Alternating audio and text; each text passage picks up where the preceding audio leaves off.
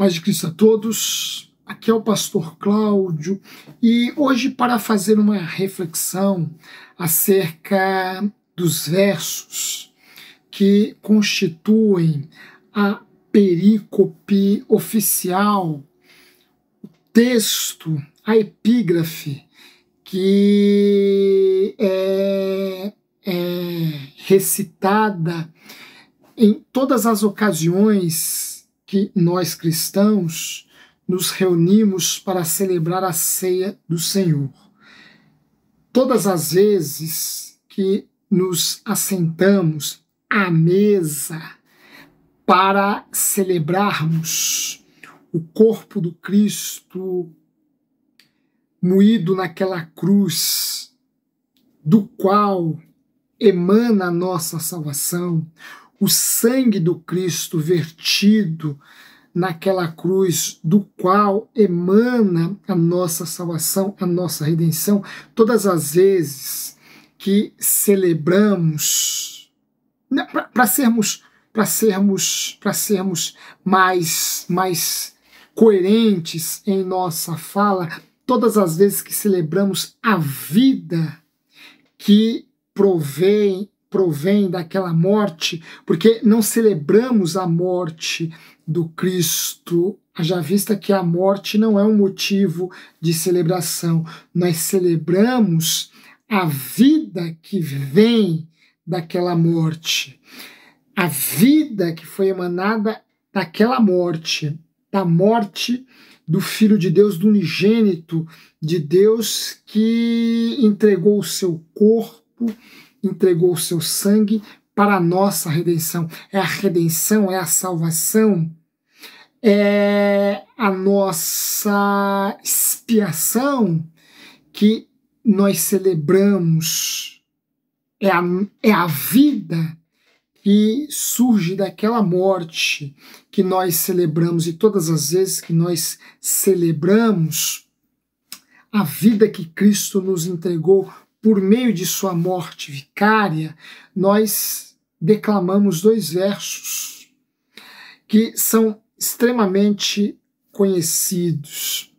Nós declamamos um verso que fala do pão como símbolo do corpo partido do Cristo, e outro verso que fala do cálice como símbolo do sangue do Cristo derramado, como símbolo do sangue do Cristo que foi derramado naquela cruz. Estes versos estão na primeira carta de Paulo à igreja que estava em Corinto.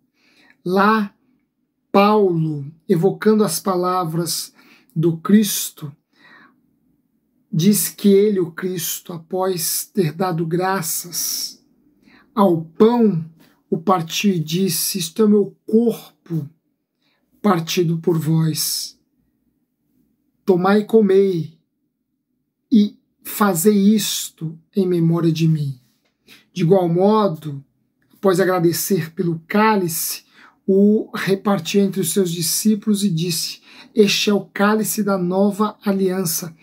Fazei isto em memória de mim. Ora, quando comemos o pão, quando bebemos o cálice, estamos simbolicamente tomando parte naquela morte, tomando parte naquele corpo, tomando parte naquele sangue, nos identificando com ele, porque a morte do Cristo era a morte que deveria sobreviver sobre nós, mas ele o fez em nosso lugar, e hoje nós usufruímos das benesses que emanam do seu sacrifício. Ora, estes versos são, eu posso até arriscar, são os versos mais recitados ao longo de toda a história da igreja, porque todas as vezes que nós nos reunimos para celebrar a ceia, para celebrar, para rememorar a morte do Cristo e celebrar a vida que provém desta morte. Todas as vezes que nós fazemos isto, nós recitamos estes versos, nós dizemos: isto é o meu corpo, nós reproduzimos as palavras do Cristo, quando ele diz: isto é o meu corpo partido por vós, tomai e comei, isto é meu sangue derramado por vós, tomai e bebei, e fazendo isto, o fareis em minha memória.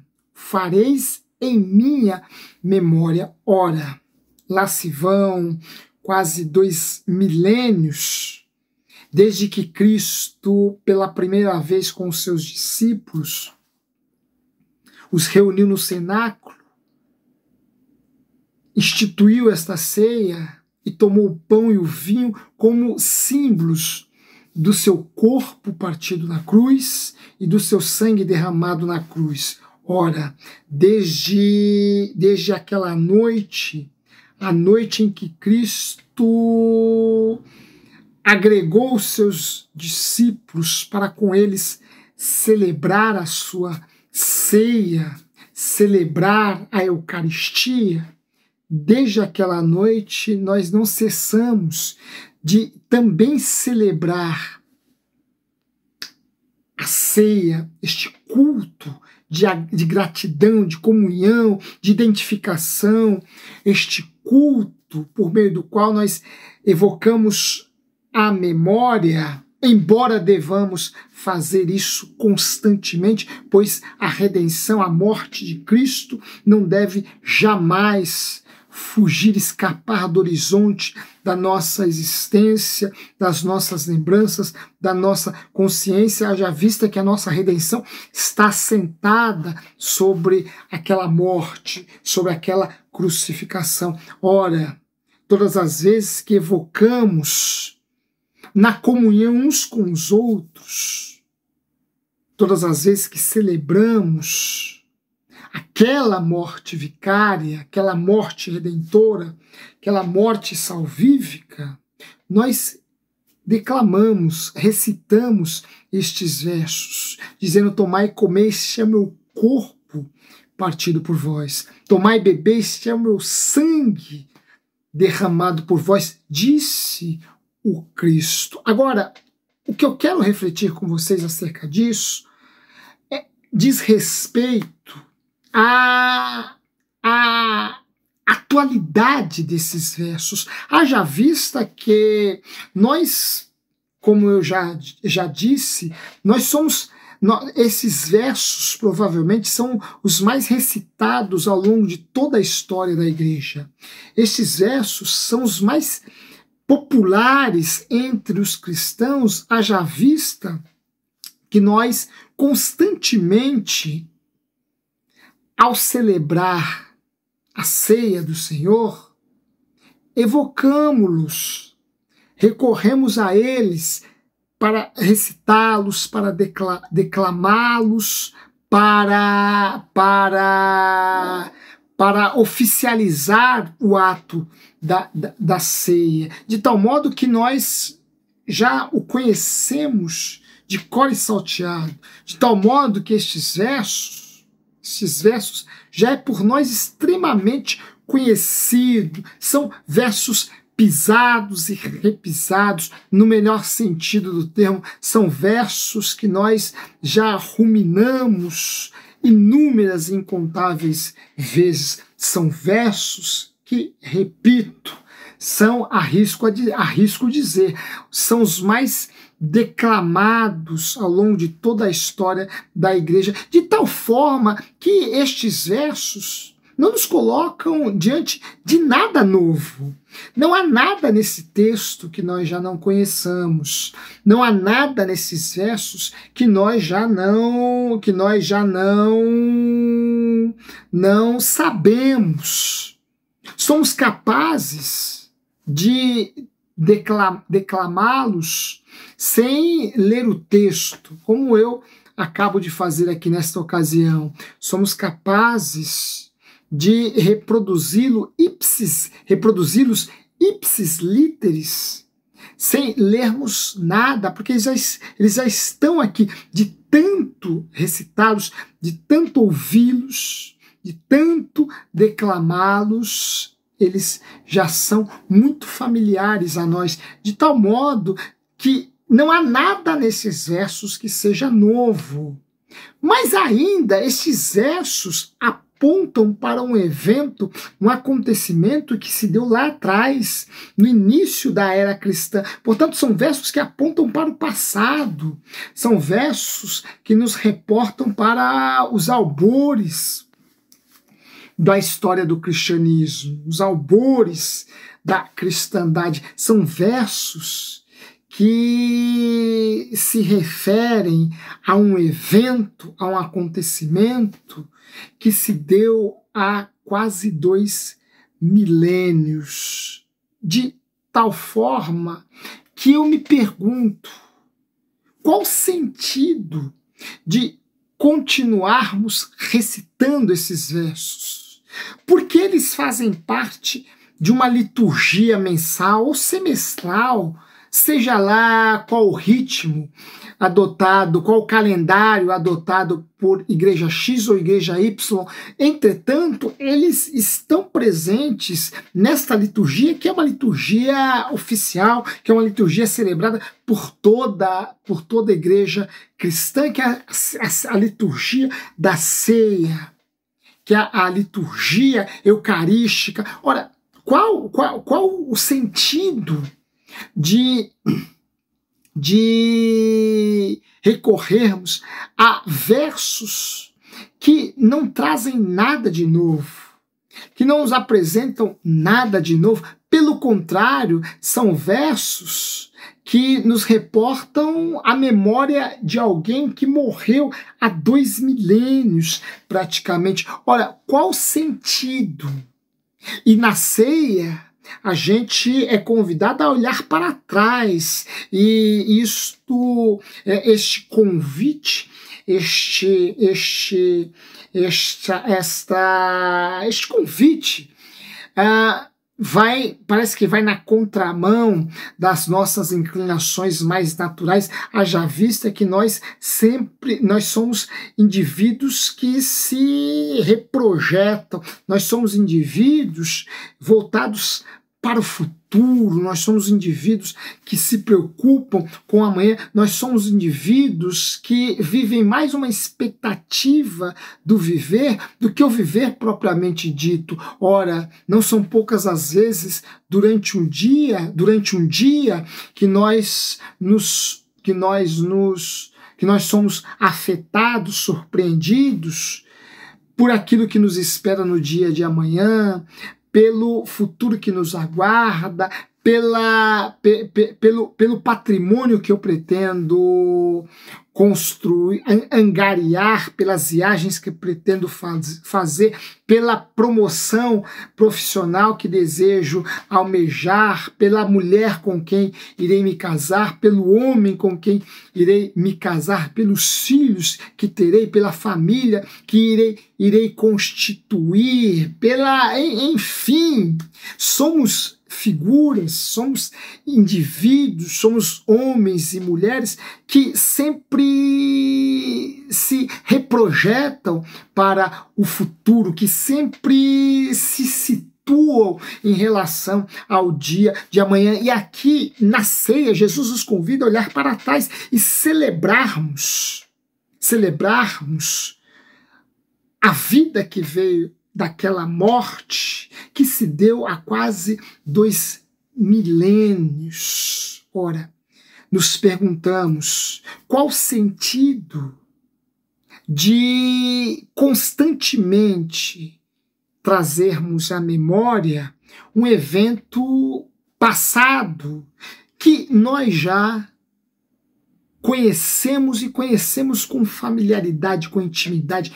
Qual o sentido de recitarmos versos que não nos apresentam nada de novo. Que novidade há no partir do pão e no partir do cálice? Nada de novo, já sabemos de tudo isso, já conhecemos de tudo isso. Entretanto, Jesus e depois Paulo vão instituir isto como uma liturgia que deve entrar no nosso calendário, que entrará no nosso calendário cristão para não mais sair, para não mais ser retirado dali. E nós nos perguntamos, mas qual o sentido disso? Qual o sentido de lermos as mesmas palavras, celebrarmos os mesmos atos, rememorarmos ao mesmo evento, tomar o pão, tomar o cálice, comer e beber? Qual o sentido disso?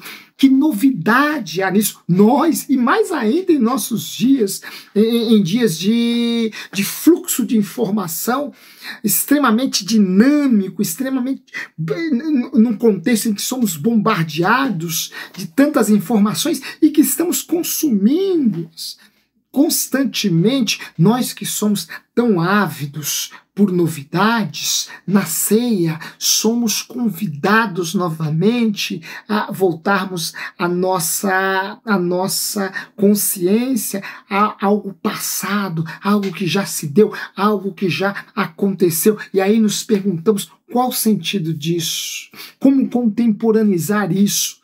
Que importância real, consistente, convincente há em nos reunirmos uma vez por mês, a cada 6 meses, enfim, todos os domingos, enfim? Qual o sentido de nos reunirmos, declamarmos as mesmas palavras, tomar o pão e o cálice e voltar a nossa e dirigir a nossa lembrança para um episódio que se deu há 2000 anos atrás? Por que fazermos isso? Ora, fazemos isso porque somos, por Cristo, convidados a recordarmos sempre daquilo que é essencial. Ora, de fato, não há nenhuma novidade nos versos que estão na primeira carta escrita à comunidade de Corinto, lá no capítulo 11, no texto em que Paulo faz referência à ceia. Não há novidade alguma na morte vicária do Cristo. Não há novidade alguma naquele evento que se deu numa sexta pascal. Não há novidade alguma, de fato, mas a importância de nós constantemente rememorarmos aquele evento é que aquele evento nos coloca diante do essencial, do que é fundamental, do que é fulcral, do que é inamovível, a nossa fé. Ora, aquele evento nos coloca diante da nossa condição humana, do quanto somos limitados, do quanto somos pecadores, do quanto somos finitos, da sorte que nos espera e espera a todos. Ora, aquele evento nos coloca diante da nossa condição real frente a Deus, da nossa condição real frente ao eterno, frente aos céus, frente ao inferno. E por que não? Ora, aquele evento nos coloca diante de nossa pequenez, aquele evento nos coloca diante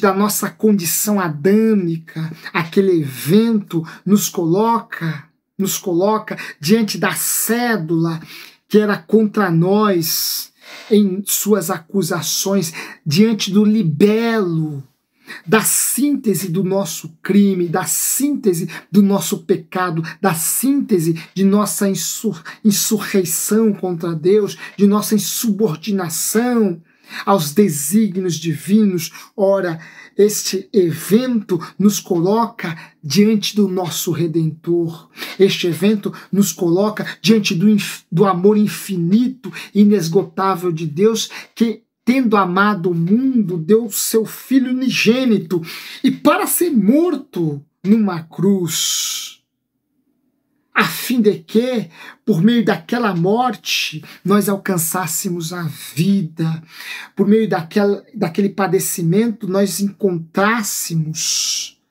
a paz, por meio daquele sofrimento, nós encontrássemos o alívio, por meio daquelas chagas, nós encontrássemos a cura. Ora, aquele evento nos coloca diante do que é essencial para nós. E vejam, o essencial a nós, homens e mulheres de fé, não é o que está por vir. Repito, o essencial não é o que me espera no futuro, o patrimônio que eu pretendo angariar, a carreira profissional que eu pretendo seguir, a família que eu pretendo constituir, os amores que terei, enfim, o essencial que provém de Deus já foi realizado no alto daquela cruz. Ora, o que esperarmos mais? O que desejarmos mais?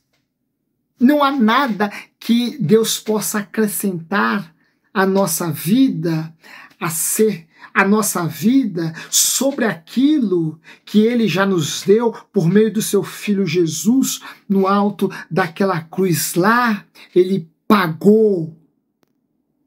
Lá Cristo pagou o preço por nosso pecado, preço de nossa condenação, e hoje somos livres.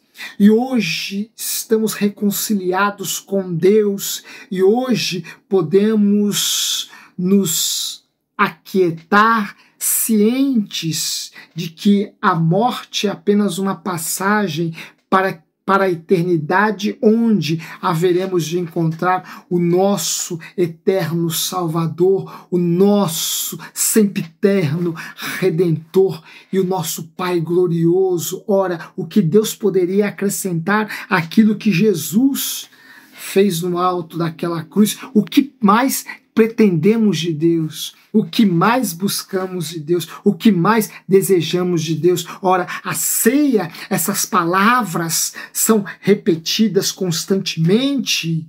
Este evento não deve sair de nossa lembrança, porque tudo isso nos coloca diante do essencial. E o essencial Jesus já fez por mim e por você no alto daquela cruz. Resta-nos tão somente agradecer, resta-nos tão somente celebrarmos o seu amor, celebrarmos sua redenção, celebrarmos a sua salvação. Ora, estes versos são extremamente contemporâneos, atuais. Por quê? Porque por meio deles nós somos convidados a voltar para aquilo que é essencial, para aquilo que é fundamental, para aquilo que é crucial, aquilo que Jesus fez no alto daquela cruz. O resto é acessório, o resto é secundário, o resto pertence a um segundo plano. Não nos esqueçamos jamais da essencialidade que nos vem do alto da cruz. Deus abençoe a todos em nome de Cristo.